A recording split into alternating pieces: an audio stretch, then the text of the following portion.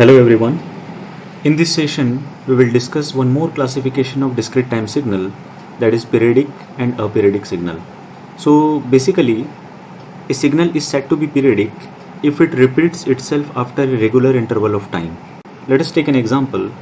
If I have a signal x of n and this particular signal repeats itself after the regular interval of time, and that time is let capital N,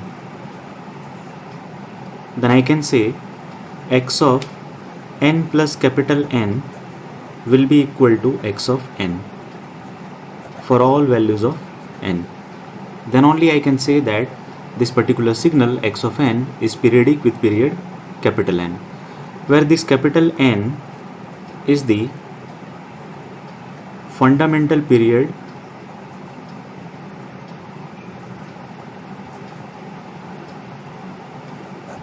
of the signal x of n. A discrete time signal is said to be periodic with period capital N if x of n plus capital N is equal to x of n for all values of n. So this is the periodic signal. Now if the condition x of n plus capital N is not equal to x of n for any value of n,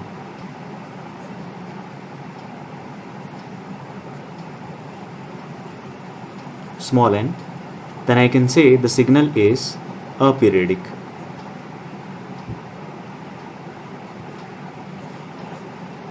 So this is the only definition of periodic and aperiodic signal. Now let me show you how a periodic signal looks like. Let I have a signal. This is n, this is x of n, this is 0, 1, 2, 3, 4, 5, 6, 7 and so on.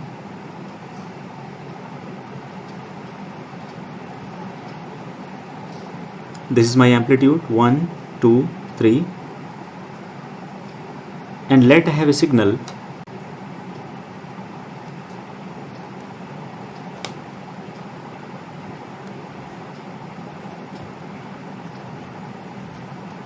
so at 0 the amplitude is 3, at 1 the amplitude is 2, at 2 the amplitude is 1. Now this particular signal repeats itself after regular interval of time. As you can see here, after this particular amplitude, once again I am having an amplitude of 3, then 2, then 1. Once again it is 3, then 2, then 1. So I can say this portion of the signal repeats itself after this particular time. So I can say this particular signal is a periodic signal. Now let us derive the condition for periodicity. For that, let us assume a discrete time sinusoidal signal x of n is equal to a sine omega naught n plus theta, where capital A is the maximum amplitude,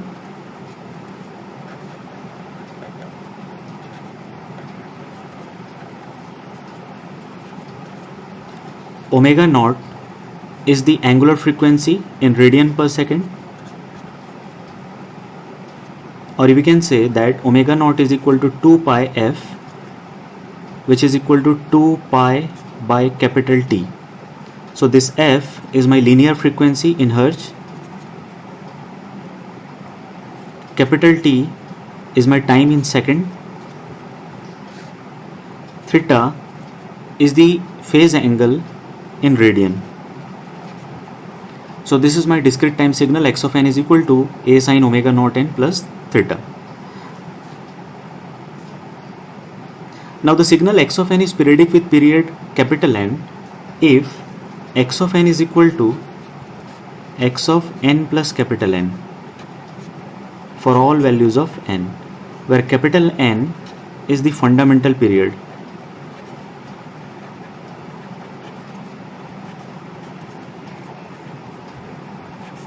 N then my equation number 1 will become A sine omega naught small n plus capital N plus theta, which is equal to A sine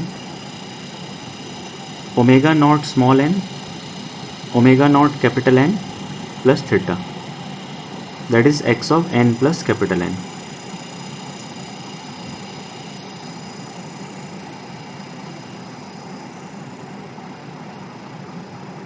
And let this equation is equation number 2. Now equation number 1 and equation number 2 are similar, or you can say are same, if omega naught capital N is equal to 2 pi into small m, where small m is a non-zero integer value.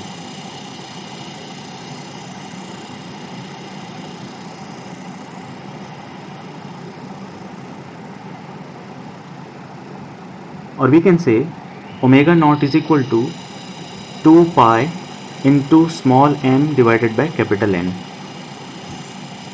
So we can say the discrete time signal x of n is periodic if the fundamental frequency omega naught is rational multiple of 2 pi. So n by capital N should be a rational number, is a rational multiple of 2 pi. Otherwise the discrete time signal is said to be a periodic signal. Now we can understand the concept in other way also. From this equation we can also write capital N is equal to 2 pi into small m divided by omega naught, where capital N is the fundamental period of the given discrete time signal. We need to choose the value of small m in such a way that capital N should always be a whole number. Capital N should always be a whole number, or you can say integer. It should be an integer value. It should not be a fractional number. So what we will do, we will choose the smallest non-zero value of small m in such a way that capital N should be a whole number. So this is how we can find out the periodicity of a given discrete time signal. Now let us assume I have two discrete time signals x1n and x2n. Let the fundamental period of x1n is capital N1 and the fundamental period of x2n is capital N2. The sum of these two discrete time signal x1n and x2n is periodic if and only if the ratio of n1 and n2 is a rational number.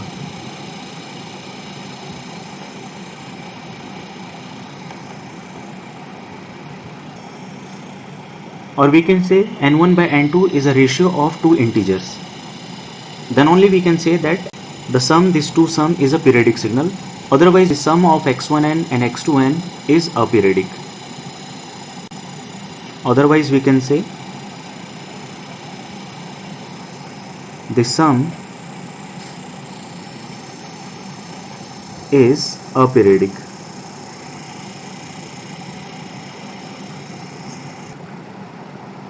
So this is all about the fundamental concept of periodic and aperiodic signal.